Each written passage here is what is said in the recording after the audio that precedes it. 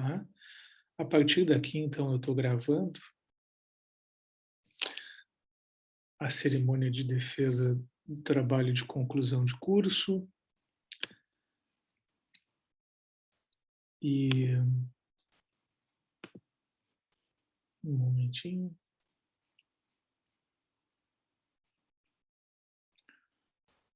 Estou indo.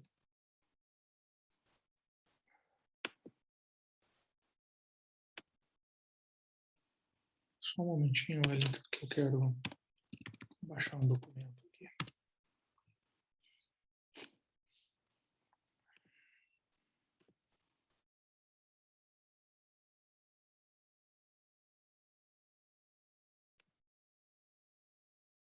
Muito bem. Então, colegas, é com muita satisfação que eu abro a cerimônia de defesa do trabalho de conclusão de curso do acadêmico Wellington Valentim Corsi, acadêmico do curso de Filosofia da Escola de Humanidades da PUC-RS, em Porto Alegre, que apresenta o trabalho com o título Análise da Filosofia Transcendente na Summa Hallensis e em Boaventura de Bagnoregio e os avanços da Scientia Transcendens de João Duns Scotus. Eu, naturalmente, no mesmo passo, também quero, além de saudar enfaticamente o candidato, dar as boas-vindas, em especial, aos colegas que compõem a banca examinadora, o dileto professor Luiz Alberto Deboni, que muito honra a banca examinadora que ora se compõe. Não é preciso dizer, mas é bom dizer que o professor Deboni é a mais pura referência do estudo da filosofia medieval no Brasil, em toda a América Latina e mundialmente reconhecido. O que significa que é uma alegria muito particular que ele aceitou o convite e que participa hoje à tarde nessa cerimônia de defesa de TCC, e eu faço questão de ressaltar o quanto, em conjunto, nós ficamos honrados com a participação. Muito obrigado, Deboni, por estar conosco e por ter aceitado participar no conjunto de examinadores. Eu me alegro muitíssimo também em saudar o mestre, doutorando em filosofia, Guido José Rey Alt, que realiza seus estudos de doutorado em continente europeu, em parte na Universidade de Colônia, na Alemanha, em parte na Universidade de Estocolmo, na Suécia, e que compõe esse grupo já longo de estudantes e graduados e pós-graduados em filosofia da PUC, que sem dúvida alguma na esteira dos trabalhos iniciados pelo professor Deboni, é um especialista na área de filosofia medieval, que é egresso da PUC e que hoje dá continuidade à sua carreira, a seus estudos, num outro contexto, mas sempre muito vinculado à universidade e aos projetos meus e de outros colegas no Brasil e em outras partes.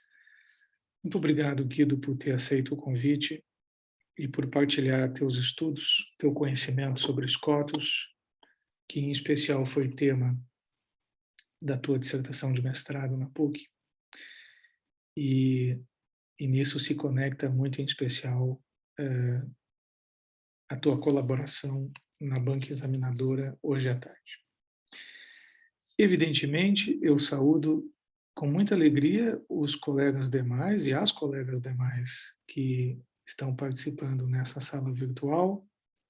São muito bem-vindos e e tornam muito especial para o Wellington, também para mim como orientador, o procedimento todo, de forma que nos sentimos honrados, nos sentimos contentes com o grupo que se reúne aqui.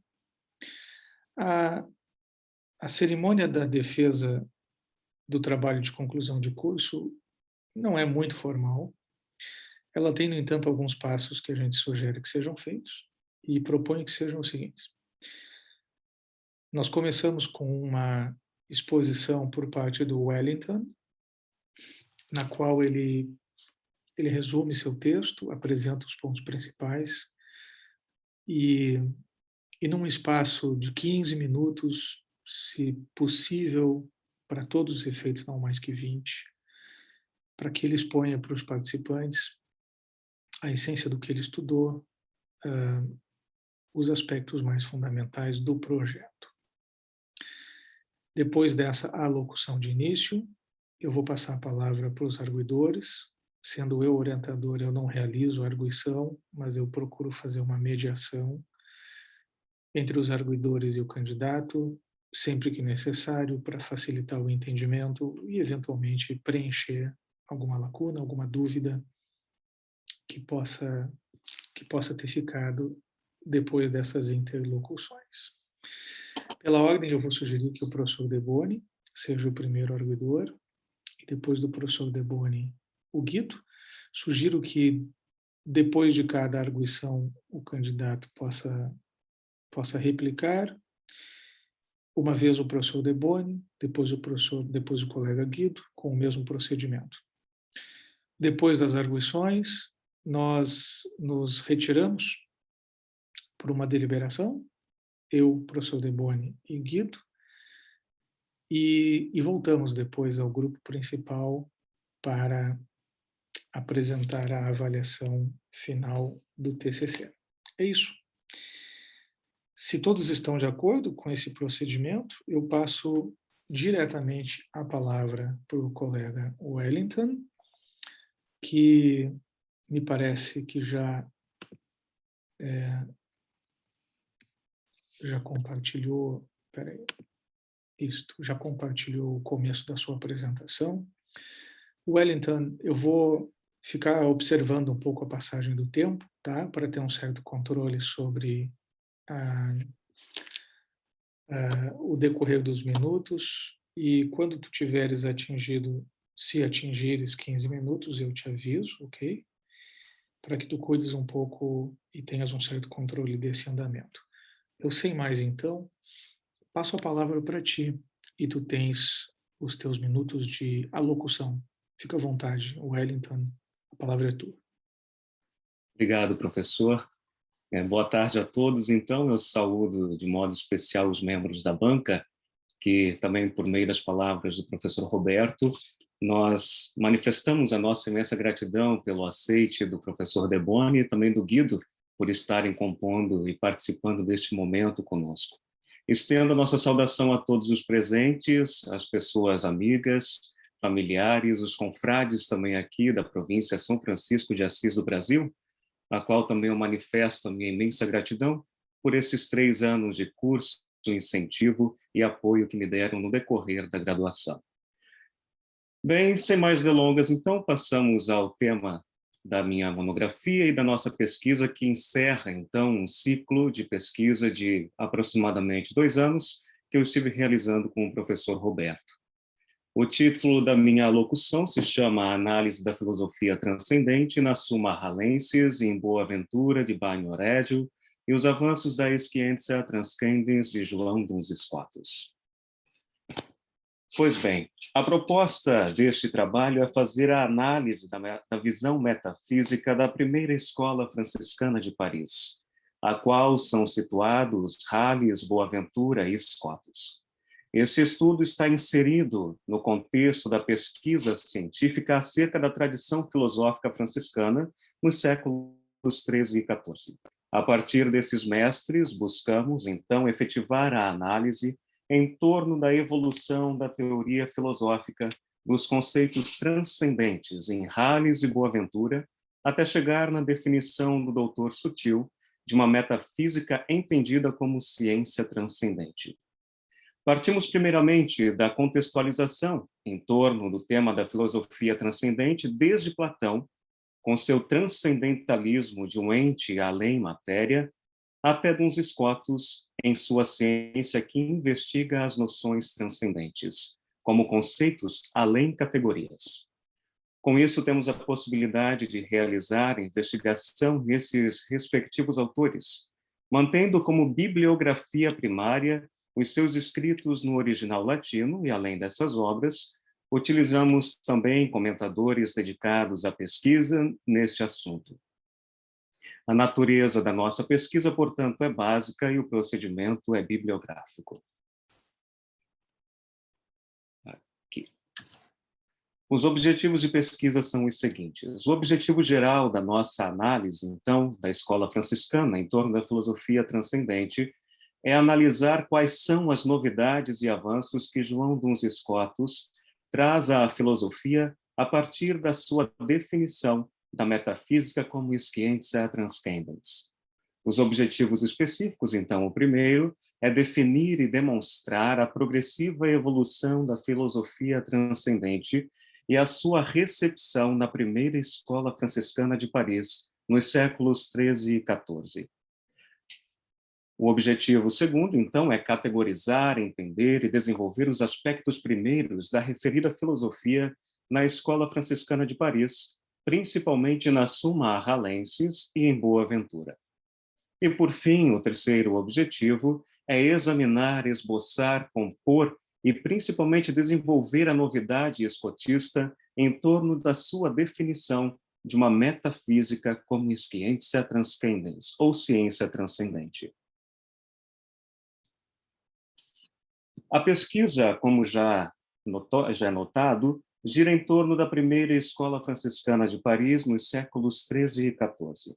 Nessa escola, Alexandre de Hales e Boaventura iniciam, cada um ao seu modo e tempo, uma ópera ou um trabalho, uma obra, em que visam colocar os aspectos gerais ou as diretrizes do pensamento denominado posteriormente como franciscano. Nesse sentido, Hales e Boaventura constituem, por assim dizer, o corpus dos primeiros mestres da Escola Franciscana de Paris.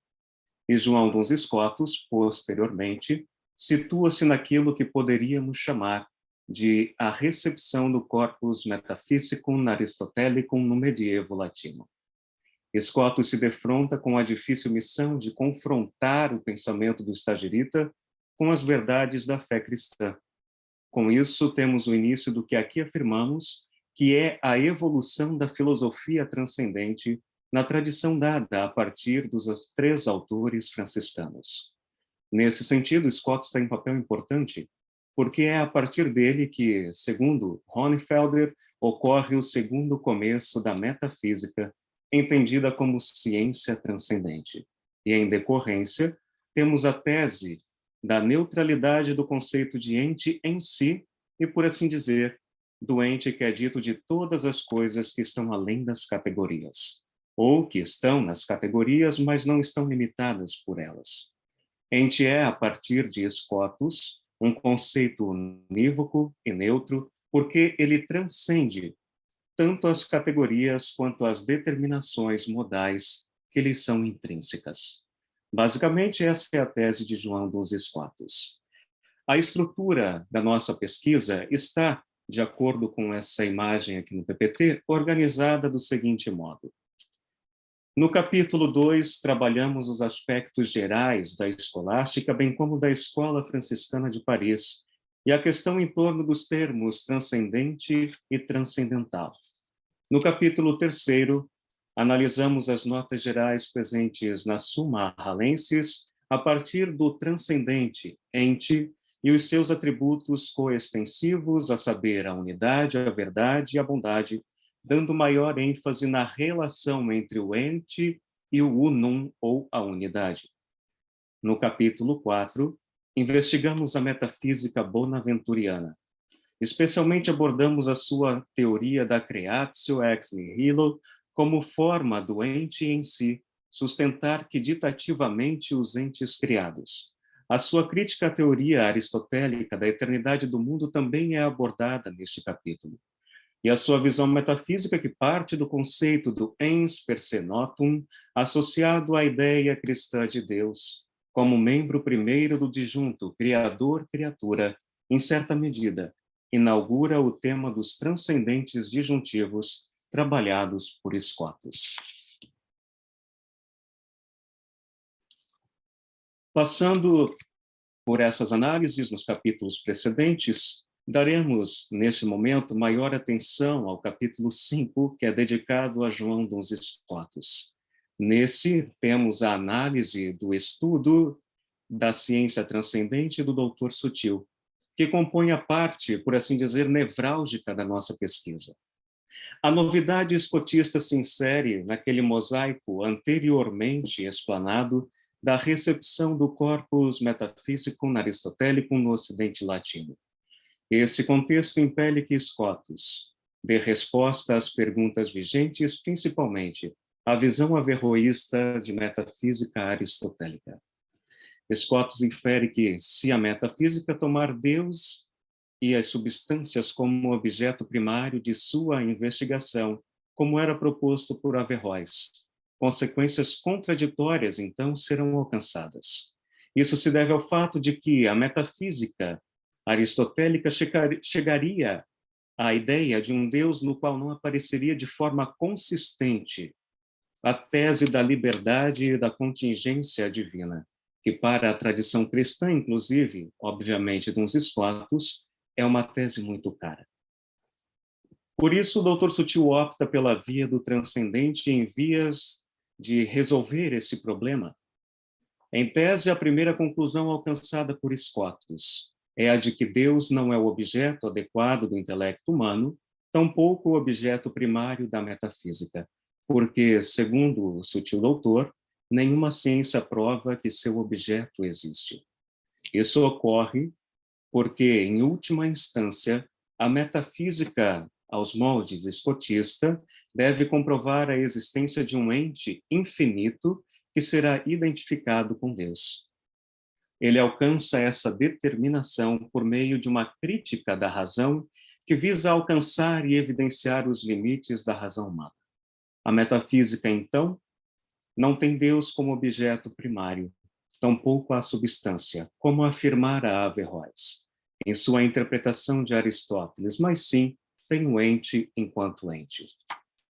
A metafísica do doutor Sutil parte da realidade das coisas, ela é dita a parte rei, é uma metafísica de conceitos não apenas lógicos ou abstratos, mas que possuem vínculo com a realidade do mundo sensível. Esses vínculos, se não diretos, possuem a sua gênese estabelecida entre o real e o formal na realidade.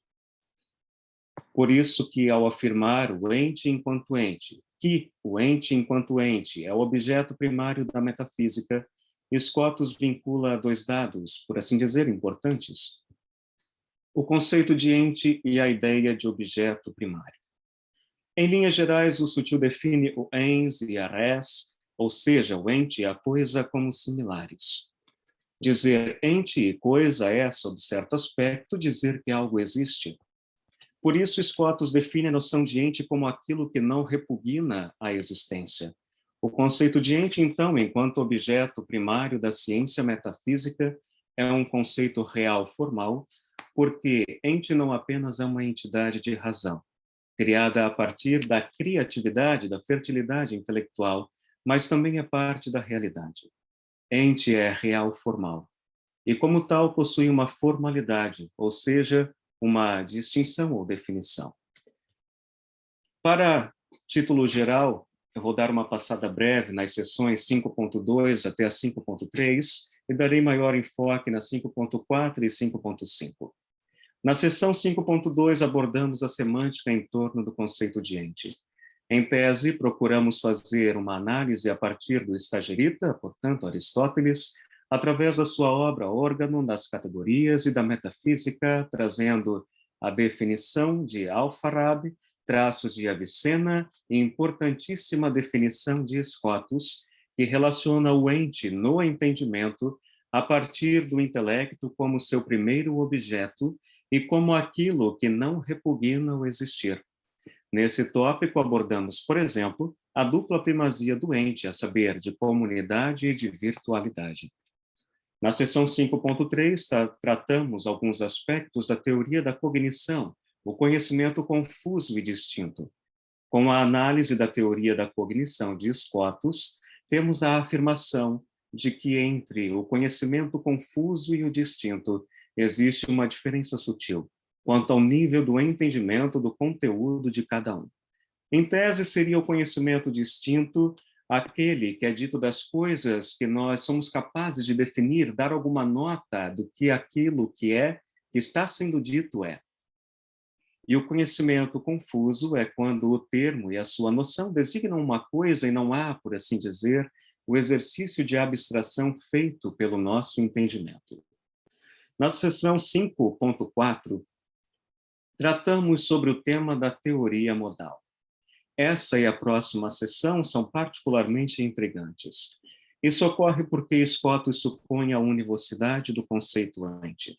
A univocidade inicialmente significa que um conceito real, ente, por exemplo, que é obtido como uma mínima quididade por abstração, tem uma unidade semântica.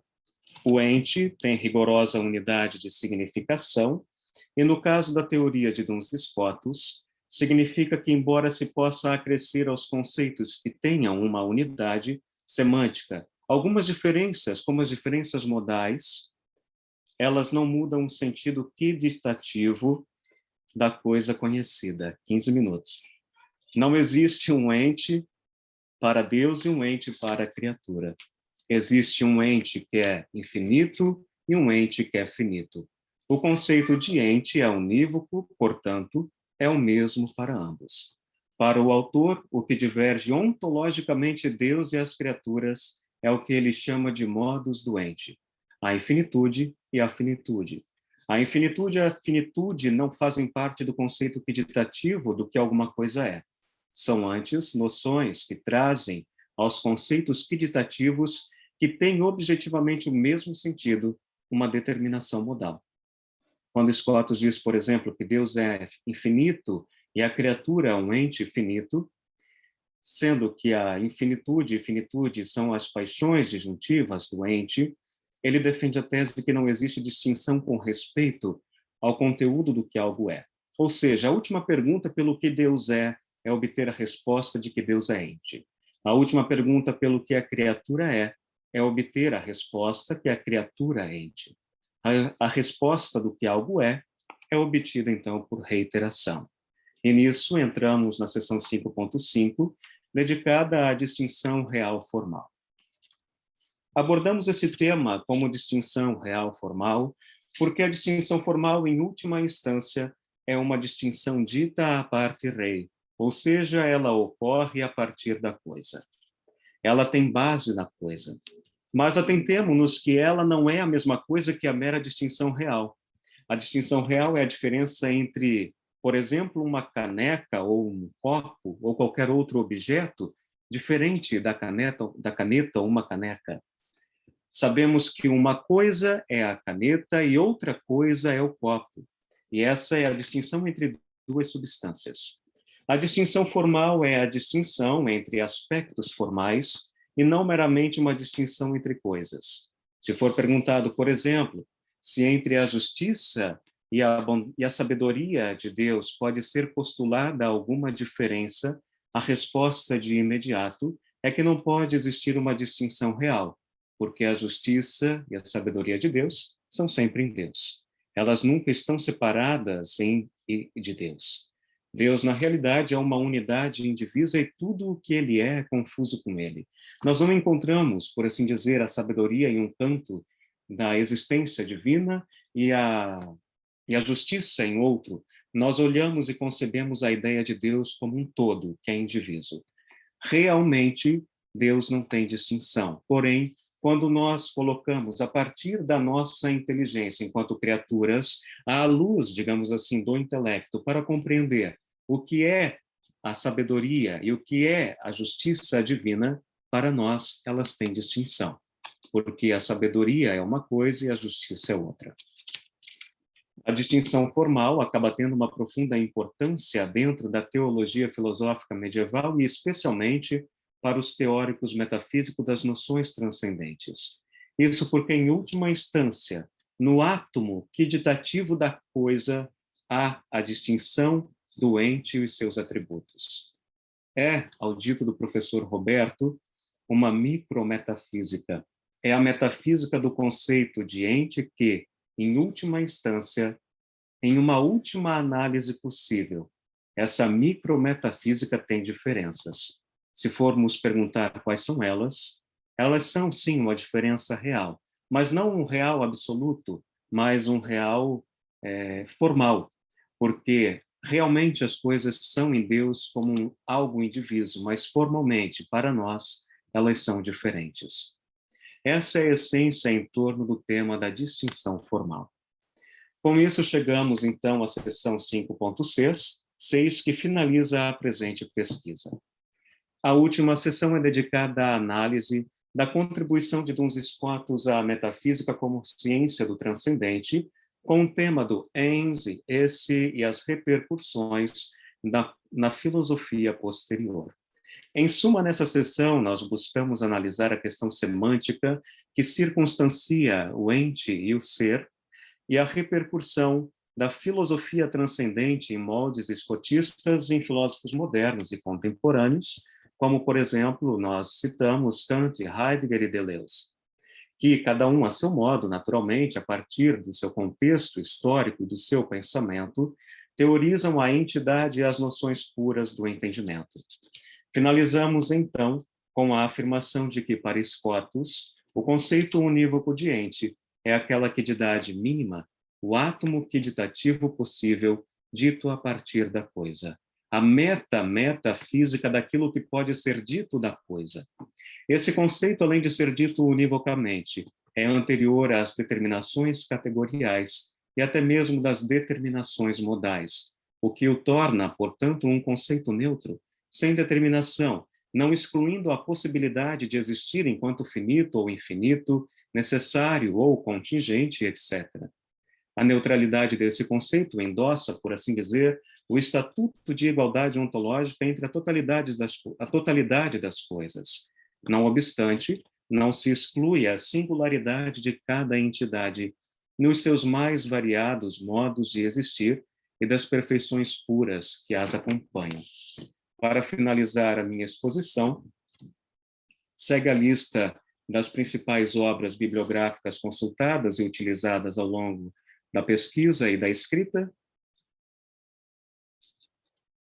e concluo, portanto, agradecendo a todos, especialmente ao professor Roberto, pelos quase 2 anos de pesquisa dedicada à investigação nessa temática. Obrigado.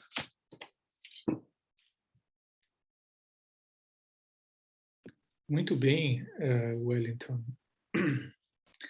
Muito grato por tua ótima alocução de início e também muito obrigado por teres tido cuidado com o tempo. Eu, então, sem mais, apenas confirmando que estou gravando, ok? Tu me perguntaste ali no chat, a gravação está acontecendo. Eu passo imediatamente a palavra para o professor Luiz Alberto Deboni, para que ele faça suas considerações. Deboni, mais uma vez, super bem-vindo e tens a palavra.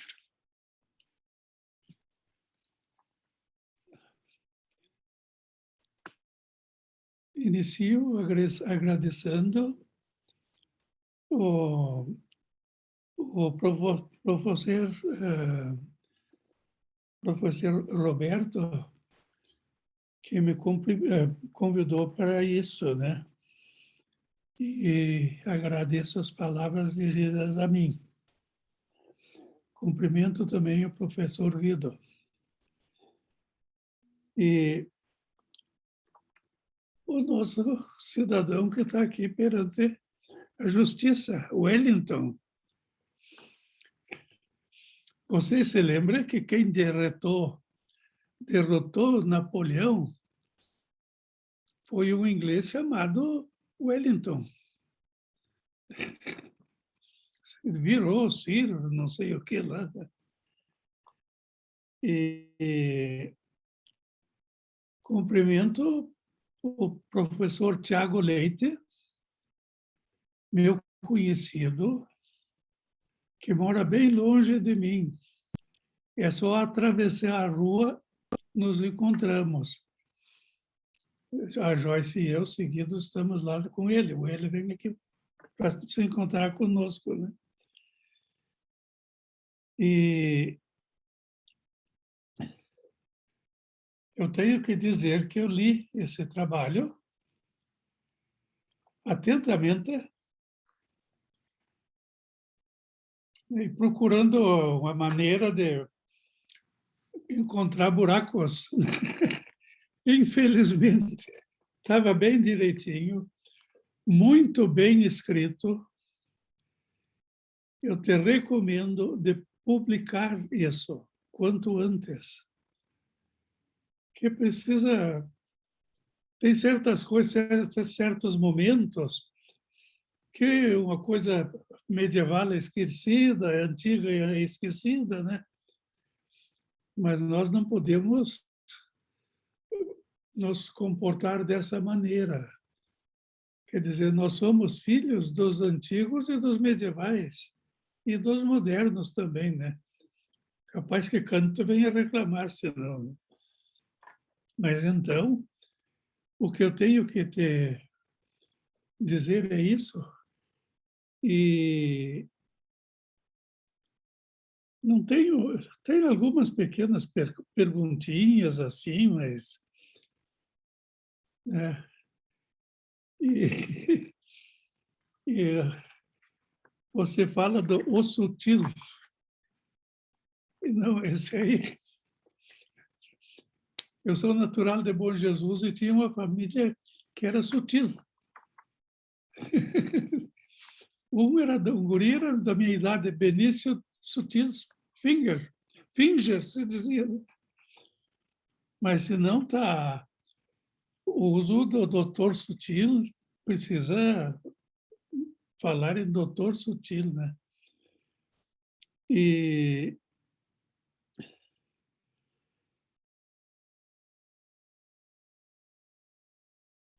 cumprimento, então, também o professor Guido, né?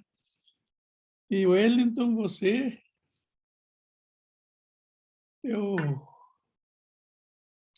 o homenageado para Tercine, né?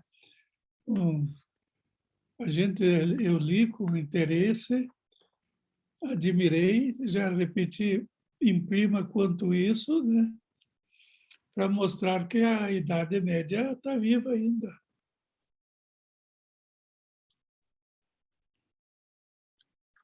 E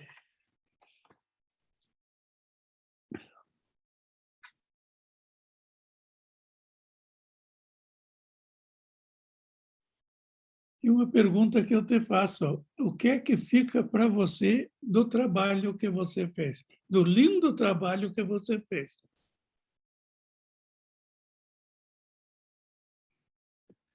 Por favor. Wellington, fica à vontade para responder. Obrigado, professor Deboni. Os meus cumprimentos, também a minha imensa gratidão pelo senhor ter aceitado estar aqui conosco, viu? Para mim é uma imensa honra tê-lo aqui. Obrigado também pelas suas considerações. Eu vou fazer a correção do termo sutil e colocar, então, a denominação completa, né? O doutor sutil, no escrito, que eu utilizei várias vezes, sutil ou sutil doutor, para não ficar repetitivo. E o que fica para mim, depois desse longo trabalho de pesquisa, a profundidade do pensamento franciscano, quando, ao olhar para a realidade, para a existência mesmo, como eu usei várias vezes o termo, a partir da coisa, né? Daquilo que é existente, portanto, do mundo em que nos circunstancia, é olhar com uma perspectiva diferente, procurando a dignidade daquilo que existe. Mas uma dignidade a partir não de categorias, classes, mas de algo que transcende essas categorizações aristotélicas que nós várias vezes buscamos utilizar ao longo do nosso pensamento para colocar algo próprio de todas as criaturas que pode, de certo aspecto, nos aproximar mais do ente infinito como aquilo que não transcende em absoluto a nossa realidade, como a definição platônica, né, de algo que está além de tudo isso que nós vivemos, de onde nós estamos, mas como uma entidade infinita que, a partir dela, então, nós devemos a nossa existência e que está também ao nosso lado dessa forma existente efetivamente no mundo. Então, é um desvelar, até no final, nas considerações finais, se eu não me engano, no último parágrafo, eu coloquei, entre aspas, um mistério desvelador a partir das sutilezas de Duns Scotus, porque Scotus, de modo especial, ele eleva e coloca as questões referentes à nossa existência e à nossa vida a um nível de conhecimento e também de raciocínio quase ininteligível, né? Mas se for aprofundado realmente nas minúcias e procurar entender realmente aquilo que Scotus quer falar e quer refletir racionalmente, nós vamos perceber que sim, misteriosamente, a partir dessa sutileza quase incognoscível, nós temos o nosso olhar desvelado para a realidade. Então, eu acredito que essa seria, em síntese, brevemente também, aquilo que fica de todo esse processo de pesquisa. Claro que academicamente tem um tanto de coisa que me ajudou também, né? Mas objetivamente, na minha particularidade, seria isso.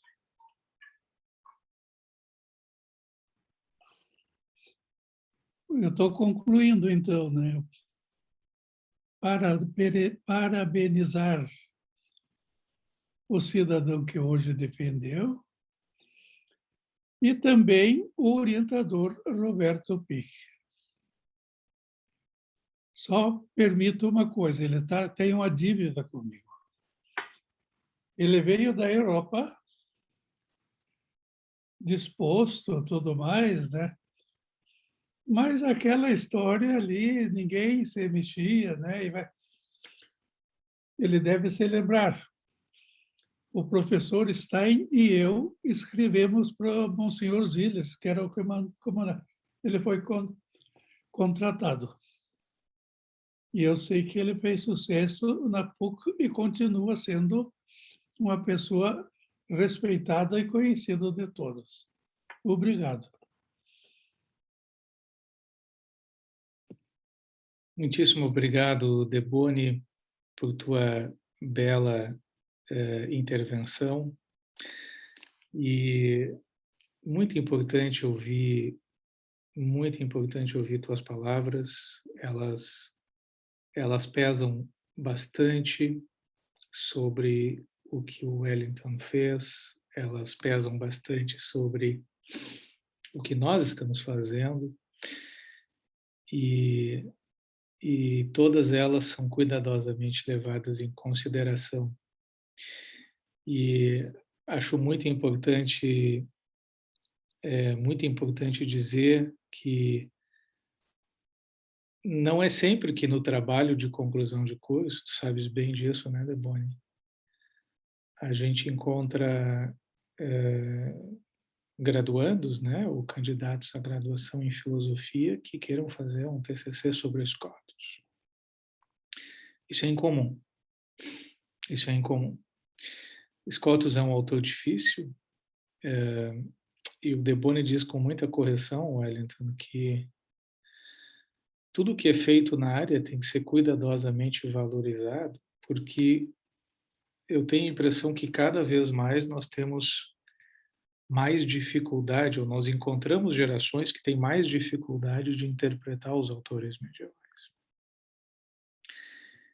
E acho que uma coisa muito importante, Deboni, é que o Wellington está fazendo um significativo esforço de munir-se das ferramentas adequadas para isso. Ele está estudando latim, o que é fundamental, uma coisa que o Deboni sempre incentivou para todos os seus alunos. É um tradutor reconhecido, o Deboni, né? Com ele eu também participei de alguns projetos de tradução que incluíram o próprio Scotus. E esse é um aprendizado lento, né, Deboni? Mas justamente uma vez aprendido e desenvolvido, ele gera frutos por muito tempo.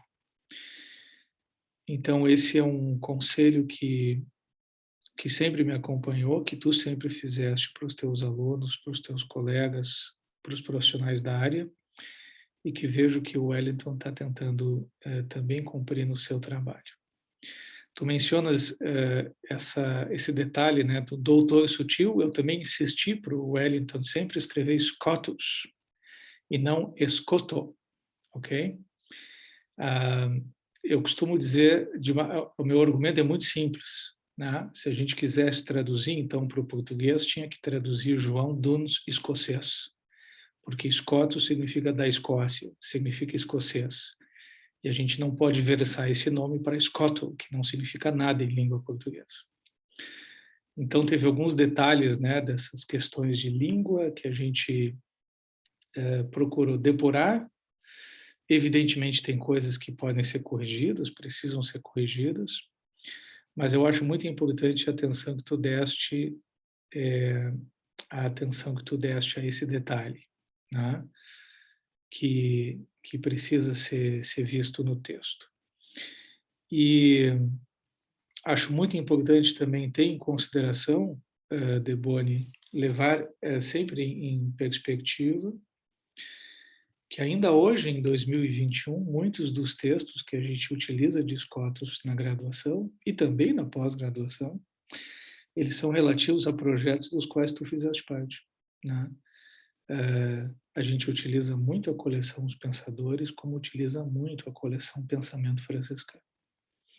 Então, em todos esses aspectos do conteúdo, do texto em português, da versão do latim para o português, a gente tem um enorme reconhecimento por tua presença no medievalismo em língua portuguesa e no mundo como um todo. Então, muito obrigado, Deboni, por tuas palavras, todas elas levadas em firme consideração e pelo aprendizado que tu inspiras em nós e também no Wellington, né? Que não foi teu aluno diretamente, mas que, como um aluno já de outra geração da PUC, tem a memória do mestre Luiz Alberto Deboni. Então, eu aqui quero enfatizar mais uma vez o quão importante para nós foi a tua participação e a tua leitura do texto. Acho que eu aqui, num certo sentido, também estou expressando os sentimentos do Wellington. Muito obrigado. Agradeço, então, ao professor Deboni e agora eu passo diretamente a um egresso da PUC, ao Guido José Rey Alt, que, como eu disse, fez seus estudos da graduação em filosofia na PUC, durante os quais ele já tinha feito um estágio de pesquisas na Alemanha. O Guido fez seu mestrado na PUC e logo depois, ele, com muito êxito e com muita distinção, conseguiu enquadrar-se num prestigioso programa de doutorado na Alemanha, ligado à Universität zu Köln, não sem mais a cidade na qual João Duns Scotus faleceu, no dia 8 de novembro de 1308, em cuja igreja dos minoritas os seus restos mortais se encontram. Cidade na qual o Guido se vinculou a um círculo muito distinto de medievalistas, muitos dos quais o professor Deboni conhece bem, como por exemplo, né, o professor André Speer, que é co-orientador do Guido no doutoramento. E uma vez também, né, Guido, que esses projetos de doutorado, essas plataformas de doutoramento na Alemanha estão muito ligadas a outras universidades parceiras, né? O Guido também se vinculou a grupos de pesquisa na Suécia, particularmente na Universidade de Estocolmo, onde, tu me corriges, Guido, mas me parece que o teu orientador é o Henrik Lagerlund, né? Um medievalista muito destacado, também com grande destaque na produção de estudos sobre a segunda escolástica e a escolástica ibérica, de forma que o Guido está com toda a energia, em pleno afã de estudos e imersão no mundo dos pensadores da Idade Média, afora o fato, mais uma vez, de que seu mestrado foi sobre Scotus, sobre a distinção formal. Então, um enorme prazer que tu participes, Guido, e colabores também no processo formativo do Wellington com tua expertise. Eu passo diretamente a palavra para ti, ficando aqui meu registro de grande agradecimento.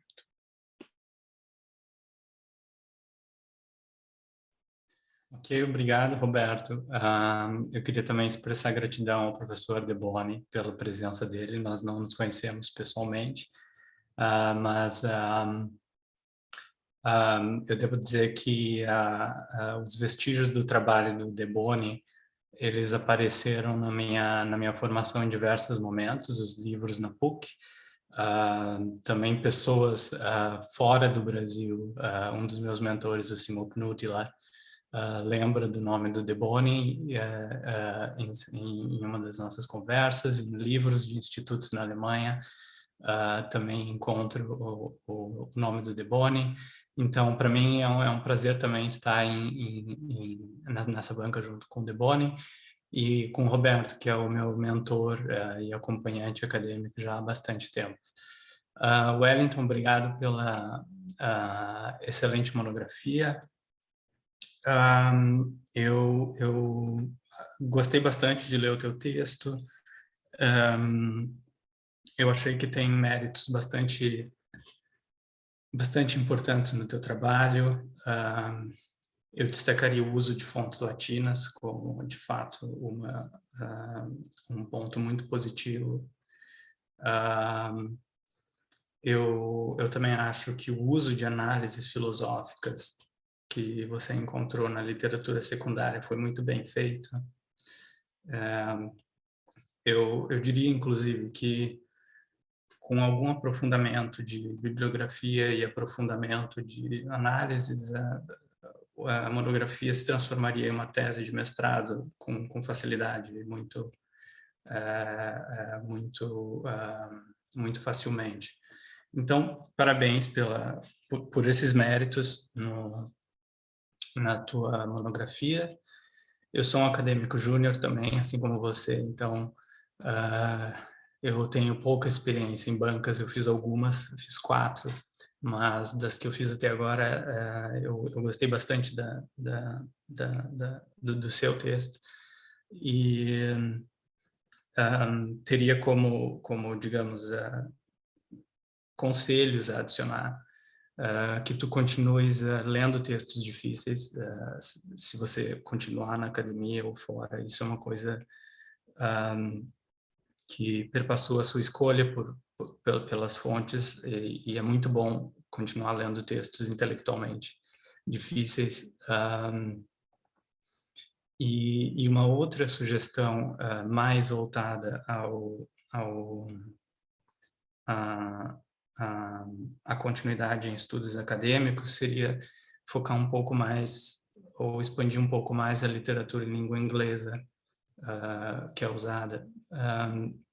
Essa ainda é uma ferramenta importante, por mais que a literatura brasileira sobre filosofia medieval seja bastante privilegiada em comparação a alguns outros países. Ainda assim, as traduções de textos que vão, muitas vezes de outras línguas para o português, elas acabam tendo um jet lag de pesquisa, e no meio tempo bastante coisa acontece.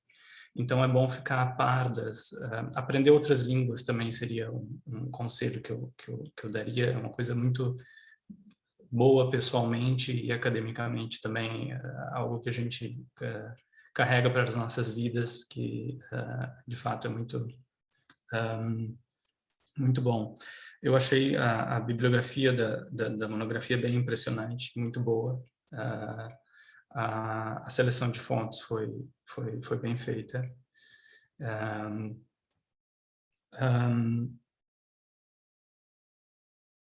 E eu teria só, talvez, uma pergunta, uma dúvida que eu tenho, porque eu aprendi muitas coisas com a leitura da tua monografia, em especial a primeira parte, que eu não conheço muito bem, sobre os transcendentais na Summa Hallensis em Bonaventura. Foi um aprendizado para mim. E a comparação com os cotos também é algo que para mim trouxe algo novo. E eu teria uma dúvida, uma pergunta em forma de dúvida, que você pode elaborar, como troca. Eu acho que esses ritos de passagem são para fazer aquilo que a gente mais gosta de fazer na vida acadêmica, não é a troca de argumentos e de ideias. E se houver tempo, eu teria algumas questões quodlibetales. Você sabe o que são as questões quodlibetales? São as perguntas feitas sobre tópicos variados no final de um dia em que a gente expande um pouco mais livremente sobre algum assunto, se houver tempo. Mas a minha dúvida sobre a narrativa, a forma como a monografia fez muito bem em conectar, é como que os transcendentais nessa tradição anterior se conectam com os transcendentais de Scotus. Você apresenta uma evolução né, muito baseado nos trabalhos pioneiros de Voltaire, de Hertz e Honefelder. E importante, um ponto nevrálgico, eu acho, da monografia é essa definição clara de transcendentais como o que ultrapassa, como o ato de ultrapassamento de categorias. Mas eu também vejo, e essa é uma impressão minha, que há essa outra acepção de transcendentais como algo que é não categorial, que digamos, ao invés de ultrapassar, perpassa as categorias. E essas duas visões,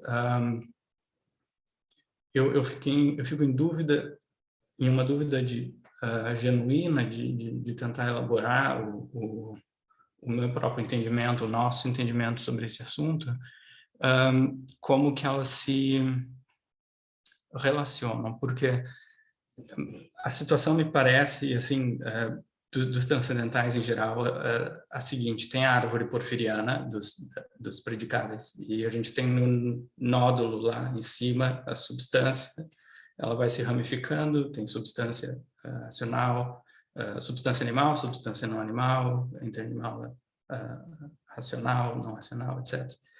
E essas noções que não pertencem à árvore porfiriana, como ente, elas podem ser vistas ou como um gênero generalíssimo, que seria, digamos assim, ultrapassar a árvore porfiriana no sentido de colocar algo em cima dela, um universal, ou elas podem ser vistas como, nesse sentido mais escotista, não categoriais, né? No sentido que elas perpassam todas as categorias. Eu fiquei em uma dúvida sobre como que elas se relacionam nesse sentido, entre, digamos, transcendentais como ultrapassando as categorias e transcendentais como perpassando todas elas. Essa seria a minha dúvida e eu gostaria, se você quiser elaborar sobre isso, agora fique à vontade.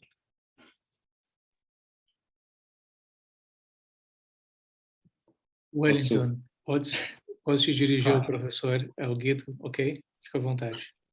Tá bom. Obrigado, viu, professor Guido, pela sua apreciação também na monografia. Fico muito feliz mesmo, de coração, pelo que o senhor falou e pelas palavras dirigidas ao conteúdo. E indo já diretamente então à sua pergunta, que é algo que também me chamou a atenção ao longo da pesquisa, porque, em tese, assim, digamos que nós poderíamos ter várias respostas para isso, partindo, por exemplo, da visão escotista da dupla primazia do ente, o ente enquanto primazia de comunidade ou de virtualidade. Seria uma resposta para isso na visão escotista. Porque, enquanto ente pode ser predicado, quid est, a partir da quididade, da essência da coisa, de tudo o que existe, da totalidade das coisas existentes, nós diríamos que ente é predicado a partir da comunidade predicativa.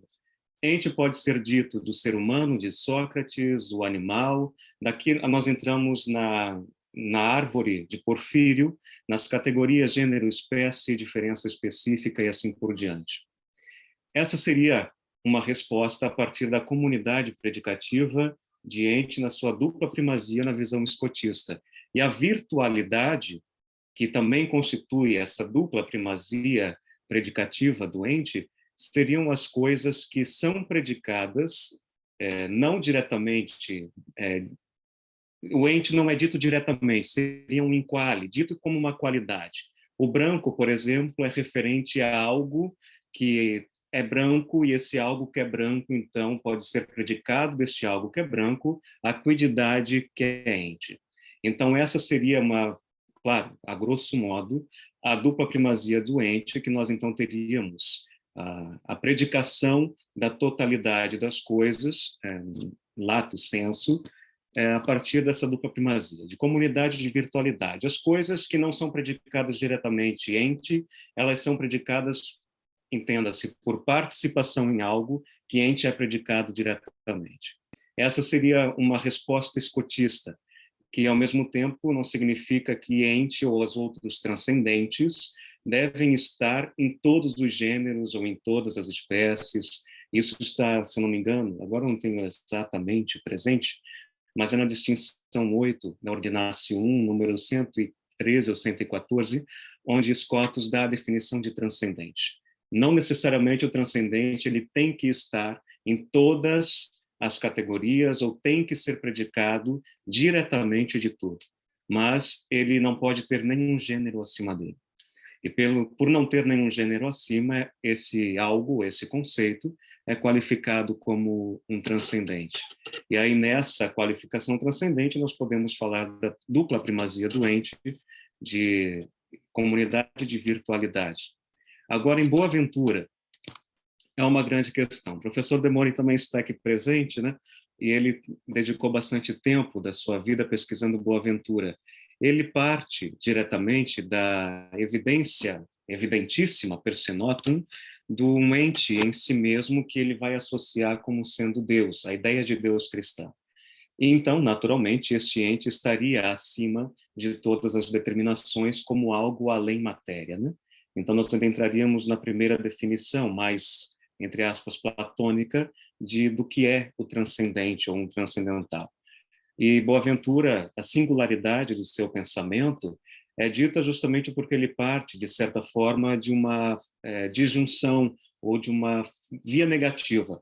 O intelecto, para ele, tem como objeto primeiro e principalmente evidente a existência de um ente por si e evidentíssimo, que, associando, então, a ideia cristã de Deus, é esse ente que é além matéria, esse ser que é além da matéria. E, a partir disso, então, ele começa a formular as duplas disjunções, ente criado, ente incriado, ente absoluto, ente imperfeito. Então, ele começa a descer para a realidade categorial, mas sempre nessa disjunção, onde o ente dito finito por Scotus, ele vai dizer algo de negativo do ente absoluto, que é, então, associado à ideia de Deus. Essa visão boaventuriana, que, sob certo aspecto, pode ser dita antagônica à perspectiva tanto de Halles quanto de Boaventura, de Scotus, porque, claro, Scotus parte da univocidade, ele está partindo da analogia. Aí, a partir da analogia, Boaventura infere as classificações transcendentes. Mas ele inaugura, o Walter vai afirmar isso no seu livro, as disjunções escotistas, os atributos disjuntivos que Scotus vai afirmar depois, finito, infinito, contingente, necessário, e assim por diante. Então, tanto que o Walter vai, eu acho que a página 145 daquela obra antiga, de 1946, ele vai afirmar que, possivelmente, Scotus teve acesso às obras de Boaventura e, a partir daí, sistematizou a classe dos transcendentes disjuntivos, tendo por base a visão de Boaventura. E a linha transversal entre os três são os atributos coextensivos de Alexandre de Hales. Então, tanto Boaventura quanto Scotus, eles assumem a visão halense, e também que já era corrente, né? Sim, claro que Hales dá algumas notas peculiares, né, do seu tratado presente na Summa Pars Prima, e então é transversal, digamos que é a base para trabalhar os transcendentes coextensivos. O unum, o verum e o bonum são abordados por Boaventura e Scotus, e nesse sentido Scotus não questiona a forma, apenas que ele não admite a analogia. E ele vai admitir, em última instância, que há distinção formal entre os atributos coextensivo ao ente, que parte, então, da univocidade dos conceitos. Então, eu diria que a resposta, talvez ousadamente associando, seria por esse caminho, né?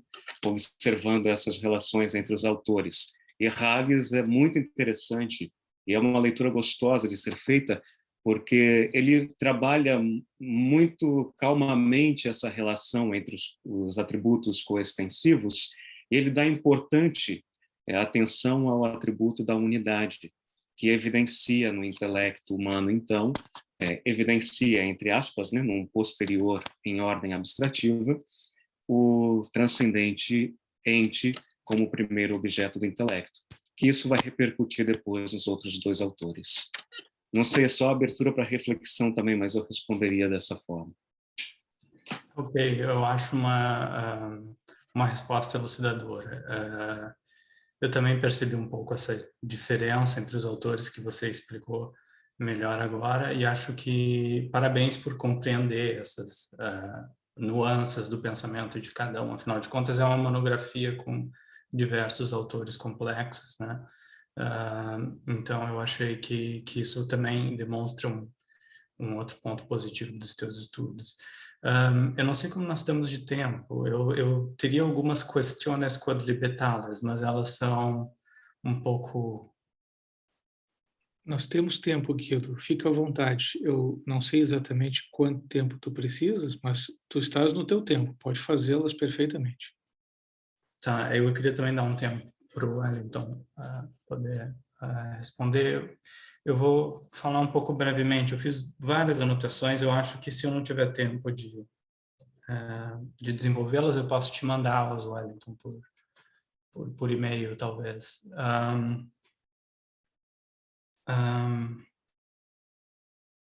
Vamos ver. Eu achei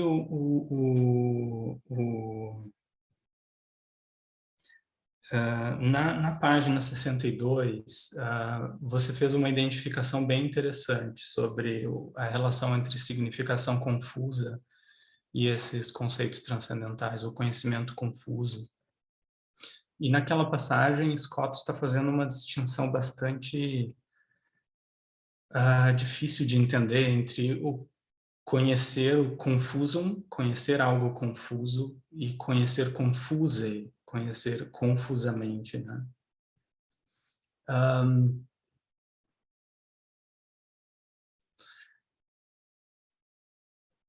Me parece que essa é uma distinção interessante e poderia ser elaborada se você quiser continuar estudando esse texto em particular, porque ela tem reverberações depois na teoria do conhecimento também, para além de Scott. A passagem do Walter que você citou explicando, ela mais ou menos só parafraseia o que Scott falou, mas ela tem é uma passagem que faz um ponto analítico interessante. No contexto do que você colocou como conhecer o que as coisas são e a significância das predicações in quid, etc., essa ideia de conhecer confusa tem precisamente essa interessante implicação de que algumas representações ou conceitos que nós temos, elas se referem a objetos de forma a não se referir a algum em particular, mas a qualquer um deles, e nem a todos simultaneamente. Então, a gente conhece confusamente algumas coisas, porque esses conceitos são muito simples, mas eles são ricos em informação, esses conceitos transcendentais. E me parece essa ser a qualificação confusa. Ela é uma qualificação que continua depois na lógica epistêmica medieval, de fato, em comentários entrou nos comentários aos analíticos posteriores, inclusive. Uma das primeiras questões colocadas era se era possível conhecer algo confuso, porque Aristóteles dizia que conhecer algo significa ter a definição de algo, significa saber o que algo é, mas essa ideia de conhecer confusa parece que a gente conhece algo sem saber o que é, de certa forma. E eu acho essa uma linha interessante de análise, uma das sutilezas dos cotas. O conhecer confuso, ao invés do conhecer o confuso, que é o acusativo que ele usa ali, que são os universais, divisíveis, etc. Essa me pareceu uma parte que você identificou ali uma gama de problemas que podem ser aprofundados, mas tocou, assim, digamos, em assuntos que parecem interessantes. E depois eu teria só uma outra questio quod libetalis, que é sobre a distinção formal. Você usou bastante a distinção número 8, que você citou agora do livro 1, e nessa distinção os cotos usam esses termos de graus intrínsecos, de modalidades intrínsecas, com maior força, né? Em outros contextos ele parece ficar mais com as formalidades, com a linguagem de formalidades. Eu acho que também, a título de aprofundamento, seria interessante pegar outras partes da Ordinatio, como o Tratado sobre Individuação, por exemplo, na Ordinatio 2, acho que é volume 2, eu acho que é a distinção 2, se não me recordo agora. Eu digo isso porque há essa controvérsia na literatura escotista sobre a distinção formal até hoje. Eu acho que não vai ser resolvido talvez nunca, porque é um assunto tão difícil.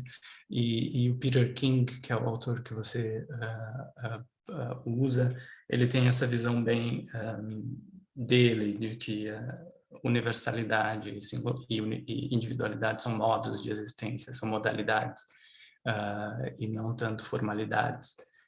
Tenta evitar um pouco essa linguagem de formalidades, mas a linguagem de formalidades ficou na metafísica escotista e até mesmo em outros autores, né?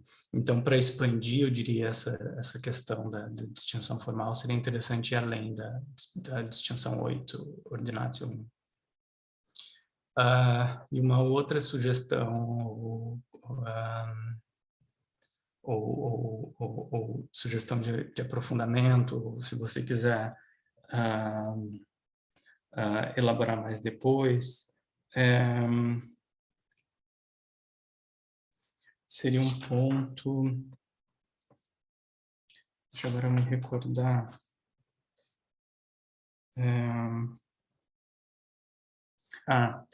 também nessa passagem da distinção formal você contrastou os tomistas com a posição dos cotos, que os tomistas negam a distinção formal.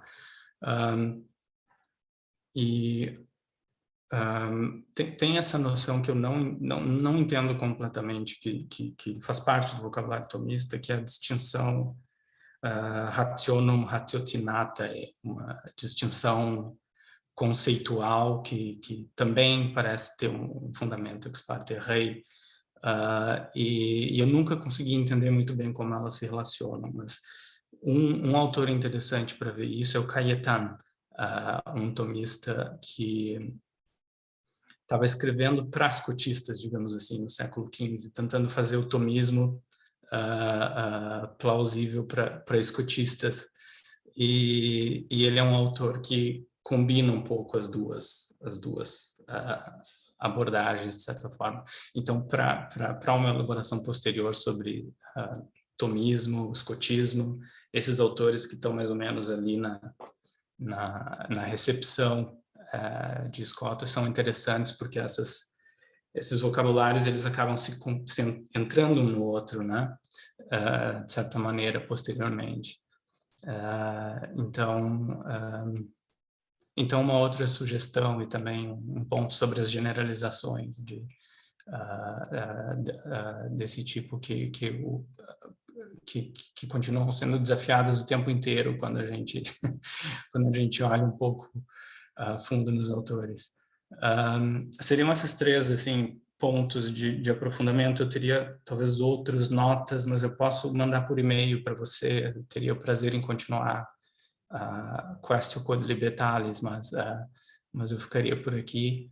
E de novo, parabéns. Se você quiser, se tiver algum desses pontos que você achou interessante, que você acha que te interessa mais, você pode responder, elaborar, ou até mesmo, mas não precisa de uma resposta necessariamente. São coisas que me chamaram a atenção no trabalho e que eu gostaria de mencionar para você, mas eu também posso mandar por escrito eles. Obrigado, professor Guido. Eu ficaria muito feliz com as suas ponderações com relação a todo o escrito, né? O trabalho completo. Wellington, antes de tu começar, eu preciso fazer uma brincadeira para ficar mais leve. Tu sabes que quando o arguidor faz uma questão quadrivetal, uma questão sobre qualquer assunto, ela pode ser bem fácil, né? Aí o respondente ficou com muita sorte, né? Mas essas questões sobre todo e qualquer assunto podem ser difíceis também. Mas esse é o dilema desse jogo, né? Aquele que faz a pergunta pode perguntar o que quiser, mas quem responde, e no caso tu, não pode responder o que quiser. Tem que enfrentar as perguntas. Então, num certo sentido, aqui tem um dos grandes desafios, né, dessa prática medieval que belamente o Guido repete e relembra, no sentido de instigar tua reflexão para caminhos pertencentes estritamente ao teu texto e ainda além. Tá? Então, Guido, obrigado pela saudável retomada dessa bonita tradição. Eu, nesse sentido, passo diretamente ao respondente, que não pode responder toda e qualquer coisa. Me deixou mais tenso do que eu estava, mas tudo bem. Perdão. Oi? Professor Guido, seu microfone está Teu áudio desligado. As perguntas foram realmente no espírito de trocas de ideias, porque claro, eu sei que você lê muitos exatamente. textos. E isso, de fato, já tá demonstrado pela escrita.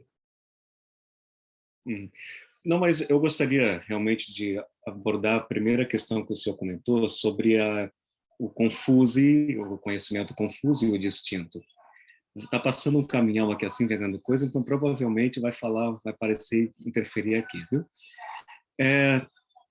Eu acho que foi o Walter, na obra dele que eu estava lendo, ele comenta alguma coisa sobre... Ele dá um exemplo prático, na verdade...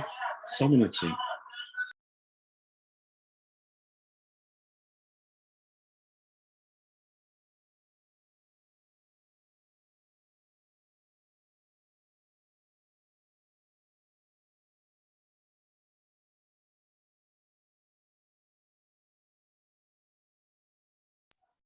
Pronto, agora dá para escutar melhor. O Walter, ele dá um exemplo, se eu não estou enganado, na obra dele, que ele parte de uma realidade onde está em um campo com nevoeiro, um nevoeiro, que é o sujeito, ele está caminhando, e quando ele caminha, ele percebe de imediato que tem uma névoa, mas quando ele percebe de imediato, ele abre os olhos, ele enxerga somente a névoa, mas ele não consegue dar uma definição do que ela é. Então, essa, de modo, claro, muito simplório, eu diria, seria a resposta para o conhecimento confuso. Nós sabemos o que é, nós buscamos uma definição, quid est, o que é isso? O que é o ente? Mas a entidade é por reiteração. Nós sabemos o que é, conhecemos o que é, sabemos da sua presença, da sua existência, na experiência prática propriamente do dia a dia, da realidade, a parte rei, mas quando nós vamos buscar a teorização disso, é diferente o processo. Então, aqui começa a separação do conhecimento distinto e confuso, né? O confuso é essa experiência imediata. Nós temos a consciência, no sentido de ter a ciência, saber que, mas quando nós começamos a abstrair, a conhecer, a ter em mente o que nós queremos saber disso, aí nós passamos para uma tentativa de distinção daquilo que nós estamos vendo e sentindo, experienciando.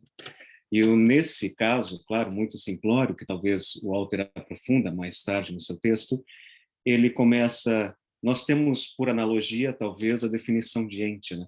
Ente, coisa, algo, e, enfim, aquelas primeiras determinações que estão lá no livro De Natura Generis, nós temos e usamos ela ordinariamente. Mas a partir do momento que nós buscamos uma definição, uma distinção para algo, nós precisamos fazer um exercício de raciocínio.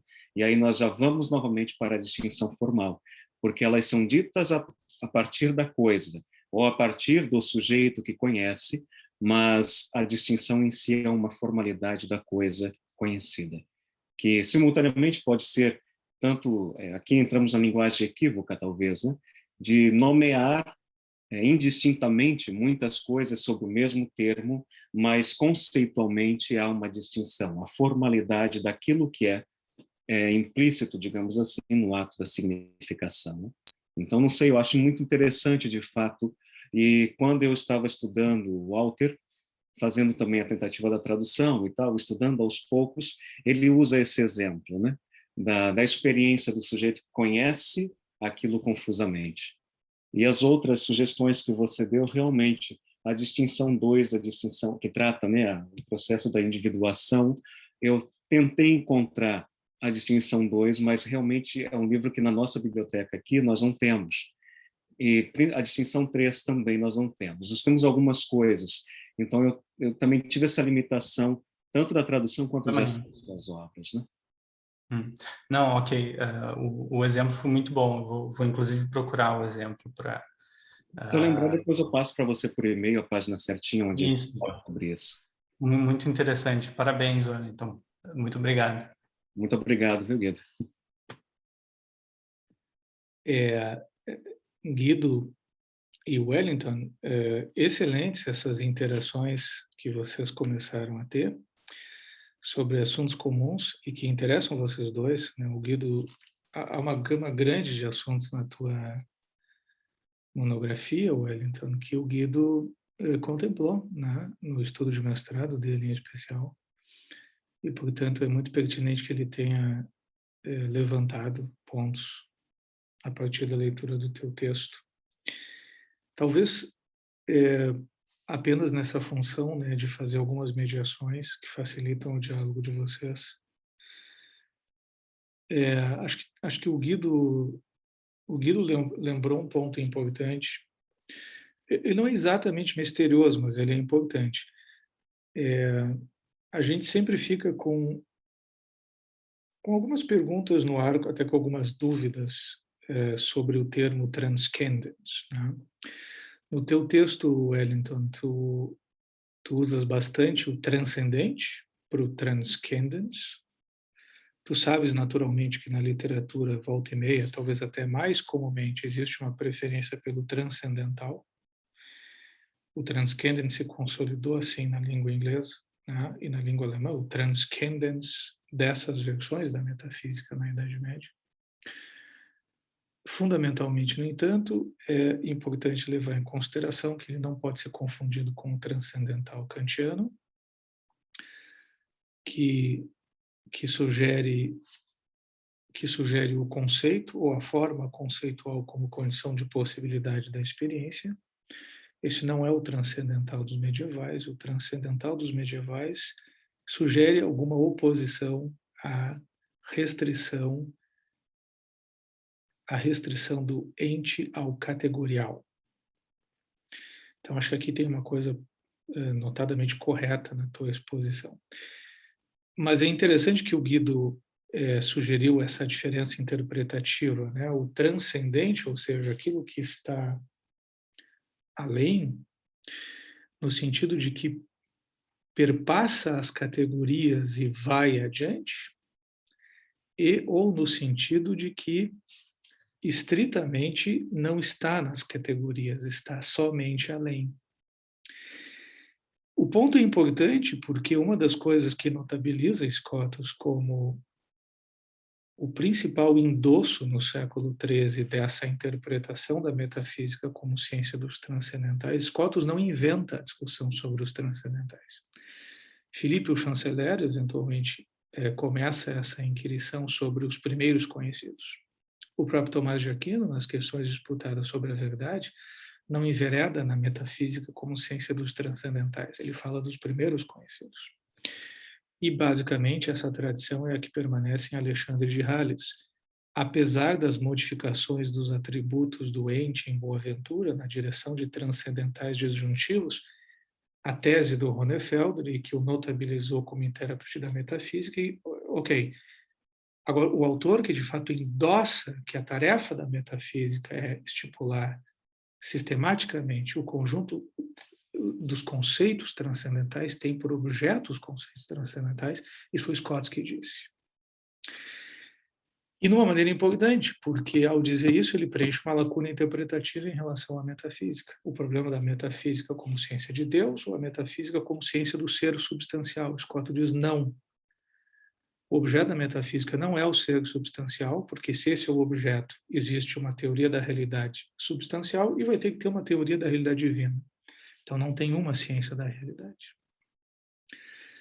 A aposta de Scotus é que com os conceitos transcendentais, a proposta da filosofia primeira finalmente encontrou uma base objetiva suficiente.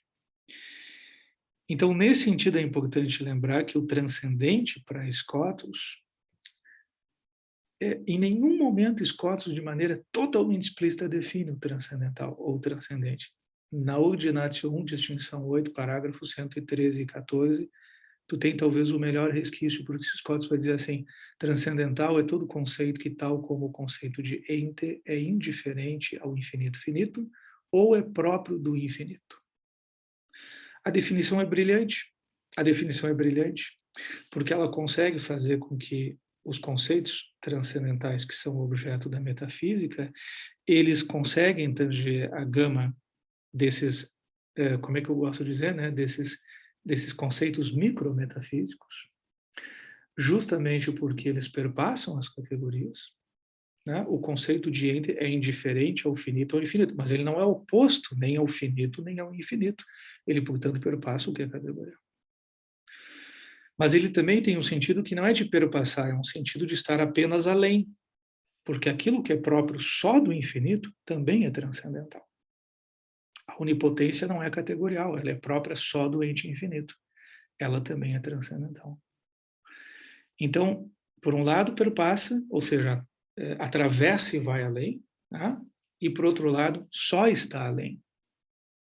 É por isso que o transcendental inclui o categorial, mas ele finalmente também tem a base objetiva, seja no sentido quantitativo, qualitativo, no sentido modal, para que exista um discurso conceitual objetivo sobre Deus, né? Então, perpassar e simplesmente estar além.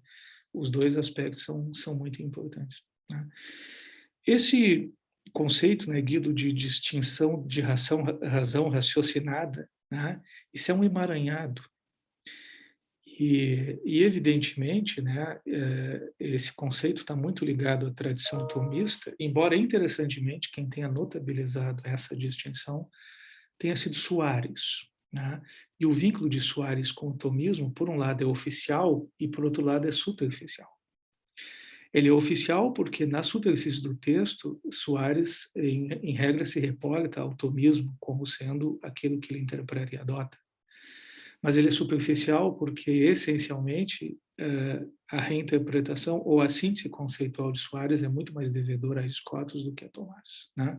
Vide aqui a definição do objeto da metafísica como ente real, tá? Que inclui o real como a substância e que inclui o real como o possível, em que, evidentemente, a explanação escotista do conceito de ente está presente, né? Aquilo que não tem contradição com a existência é a própria noção intrínseca de possibilidade real. Agora, a chave, talvez, dessa distinção de razão raciocinada é que ela é, por assim dizer, ela é de razão e parece que, em parte, tem base na coisa. Tu dissesse isso, né? Tu dissesse isso. Em grande medida, a chave talvez seja a seguinte: o Soares gostava de chamar essa distinção de distinção virtual. Ele, inclusive, ele intercambia essas expressões, distinção de razão raciocinada e distinção de razão virtual. Por que de razão virtual? Pega aqui, por exemplo, né, o caso que separou escolas. Se, afinal de contas, na realidade divina, que é ontologicamente simples, existem distinções formais. Os tomistas vão dizer que não tem, os escotistas vão dizer que tem. Tá? Os tomistas vão dizer que não tem por causa do seguinte: o que objetivamente acontece é que o absoluto e incondicionado da simplicidade ontológica de Deus, de tal maneira tem realidade, que é não compreensível, não no sentido de ser ilógico ou contraditório. O intelecto humano não consegue compreender, tomar tudo a uma só vez. O que o intelecto humano faz? Ele se aproxima. E quando ele se aproxima e dá a expressão intelectual, ele diz um pouco, mas não diz tudo. Ele diz um pouco, mas não diz tudo. Isso é uma distinção virtual. O que ele diz não é totalmente desconectado da simplicidade ontológica do incondicionado, mas não é a simplicidade ontológica do incondicionado. É, num certo sentido, uma invenção de razão por carência, e não uma invenção de razão por uma atuação ativa e reflexiva, como, por exemplo, o conceito de sujeito e predicado. Tá? E, portanto, não é uma invenção stricto sensu, mas é, digamos assim, um recurso na situação de estar aquém do objeto. E por isso que esse claro e escuro do real de razão vai aparecer nessa distinção, que, no entanto, o próprio Soares reconheceu que não era real, né? E nem formal. Era a distinção virtual, que é, num certo sentido, a versão tomista soaresiana, para a distinção formal não parecer tão necessária.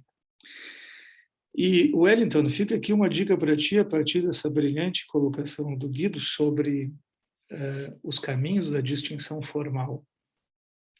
Tomistas e escotistas discutiram 300 anos esse assunto, tá? E nunca se reconciliaram. E o Guido menciona um contexto que sempre foi particularmente complicador do tema da distinção formal, que é aquilo que no escotismo é a disputa em torno do princípio de individuação, né? Nem sempre usado com essa expressão, mas aquilo que indica ontologicamente a última realidade da coisa, ou a última realidade da forma, na mais total e definitiva contração à atualidade. Os escotistas, o próprio Scott, às vezes chamou isso de haikeitas, né? Os escotistas notabilizaram essa expressão, e às vezes, então, chamaram isso também de princípio de individuação. De fato, o grande drama é que Scott, o mais explicitamente, né, Guido, quando ele fala da distinção entre a formalidade e a última contração determinante, que é o indivíduo como tal, ele fala de uma distinção formal, né, de uma última realidade da forma. Ele não fala de uma distinção modal. E eu acho que ele está certo, ok? A gente não vai discutir agora esse ponto, né? Por que Scott está certo? Isso nos levaria muito longe. Talvez a grande problemática seja a gente entender que essa última realidade da forma, que é o indivíduo, ela rigorosamente diferente de todas as formalidades, ela não pode ser concebida.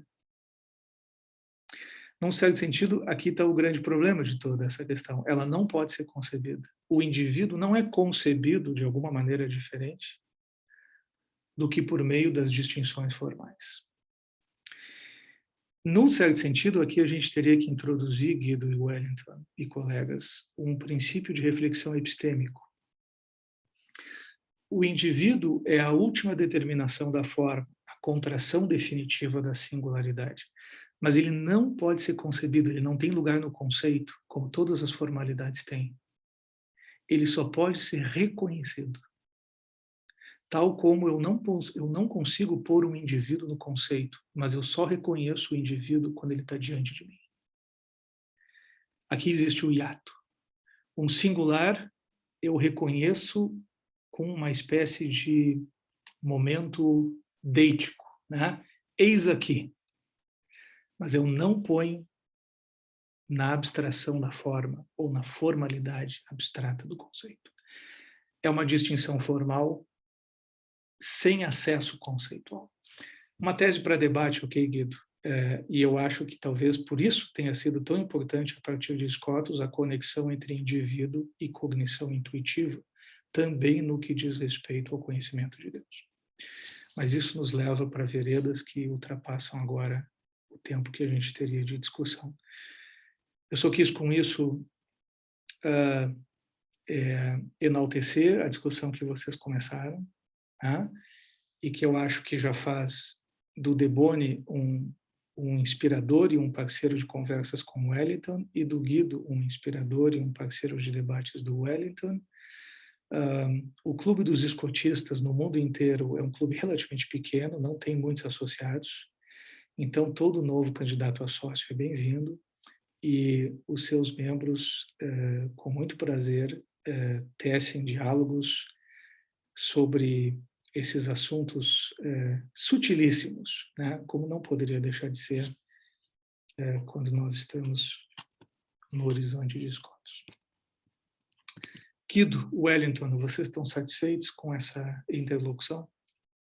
Sim, eu estou satisfeito, eu espero que tenha sido útil para o Wellington, e parabenizo ele de novo pela monografia e pela escolha do tema. Desejo sucesso na continuidade das pesquisas. Muito legal. Então, Guido, super obrigado por tua leitura do texto. Wellington, obrigado pela atenção que tu deste aos pontos levantados pelo Guido. Agora é o momento, então, que o pequeno conselho dos sábios delibera sobre o texto do Wellington, aferindo uma apreciação, né, uma nota, um conceito, enfim. Instruam-me, colegas, eu posso entrar ali no breakout rooms e separar uma sala para mim, para o De Bono e para o Guido? É isso? Sim. Eu não quero fazer algo errado. Os outros professores estão fazendo isso. Ok. Aí o senhor coloca os três numa sala e deixa posso nós fazer nessa ou numa outra sala eu também. posso fazer essa designação manualmente, né? Sim. Vamos ver. Aí só não esquece de parar a gravação, senão vai pegar a conversa de vocês três. Ok, vou pausar a gravação.